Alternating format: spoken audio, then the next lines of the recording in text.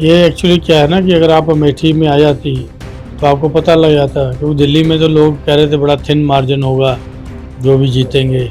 लेकिन अगर आप अमेठी विजिट करते तो आपको पता लग जाता कि मार्जिन कितना हो। कि आपने कहा कि राजनीति में अभी अभी आप सक्रिय हुए, तो मैं तो 40 साल से सक्रिय हूँ वहाँ पे। चुनावी राजनीति की बात है, लेकिन मैं चुनाव ही लड़वाता था। ये जनता के अंदर गांधी परिवार के प्रति जो प्यार है, तो उसका ये जीत है ये सारी।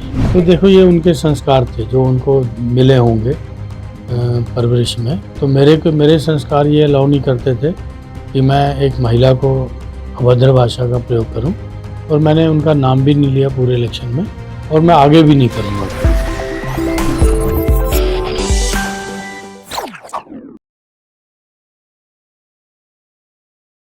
दावर और कहा जाए कैबिनेट मिनिस्टर को इस तरह से आपने धूल चटा दी, तो इसके बारे में क्या कहना चाहेंगे? ये वहाँ पे अमेठी की जनता की जीत है और गांधी परिवार की जीत है ये, ठीक है। मैं ये जीत इन लोगों को समर्पित किया है।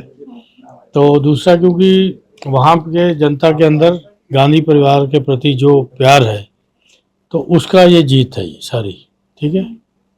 सर, जिस तरीके से लग रहा था, लेकिन स्मृति ईरानी जिन्होंने राहुल गांधी को पिछली बार हरा दिया था और उसके बाद आपने उन्हें 1.5 लाख से भी ज्यादा सीटों से हराया है, तो ये सब कैसे मुमकिन हुआ? ये एक्चुअली क्या है ना कि अगर आप अमेठी में आ जाती तो आपको पता लग जाता, क्योंकि दिल्ली में तो लोग कह रहे थे बड़ा थिन मार्जिन होगा, जो भी जीतेंगे। लेकिन अगर आप अमेठी विजिट करते तो आपको पता लग जाता कि मार्जिन कितना होने वाला है।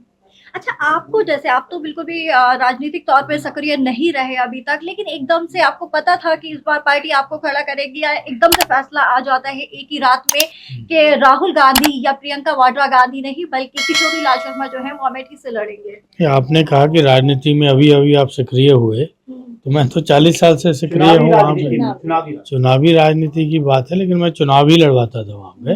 तो मेरा इलेक्शनिंग ही मेरा काम था।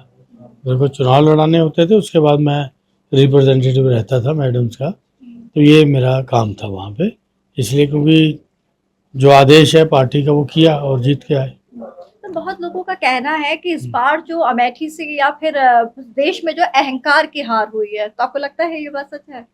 ये तो जनता से पूछिए, मैं कैसे कहूँ। मेरी प्रतिद्वंदी थी, तो मैं तो अपने प्रतिद्वंदी के बारे में कोई भी शब्द नहीं बोलना चाहता हूँ, क्योंकि उनकी स्ट्रेटजी से उन्होंने लड़ा, मैंने अपनी स्ट्रेटजी से लड़ा, और जनता ने फैसला दिया।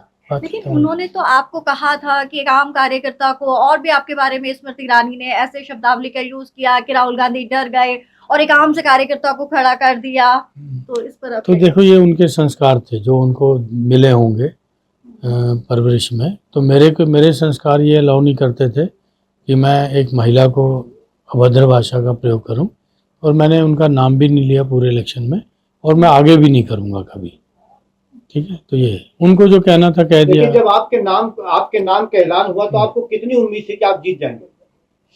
जब मैंने नॉमिनेशन किया ना, जब मैंने अपने कार्यकर्ता का मूड देखा, तो ये था कि जीतेंगे तो सही। गठबंधन के साथियों का कितना साथ मिला था आपको? बहुत साथ मिला। अखिलेश जी मेरे लिए मीटिंग करने आए। ये तो महागठबंधन के लोगों का साथ मिला ही। तो आगे की स्ट्रेटजी क्या रहने वाली है कांग्रेस पार्टी की, कि वो कोशिश करेंगे बनाने की इंडिया की गवर्नमेंट, या फिर विपक्ष में रहना? ये तो आप हमारे जो शीर्ष नेतृत्व है, ये उनके लिए प्रश्न है, मेरे लिए नहीं। लेकिन स्मृति ईरानी लगातार आरोप लगा रही है कि राहुल गांधी एक प्रश्न तो खत्म हो जाने दो।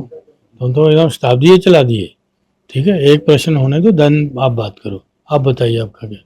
जिस तरीके से स्मृति ईरानी लगातार कह रही है कि राहुल गांधी ने अमेठी के लिए कुछ नहीं किया, तो क्या लगता है कि आप अमेठी के लिए आपकी क्या योजना है? आपको मैं टिकट कटा के देता हूँ, एक बार अमेठी घूम आइए तो फैसला ले लीजिए।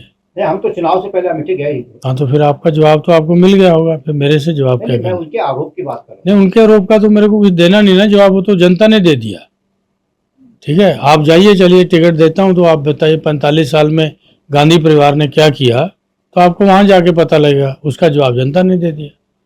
तो राहुल गांधी से जीत के बाद आपकी पहली मुलाकात हुई तो क्या कहा उन्होंने आपको?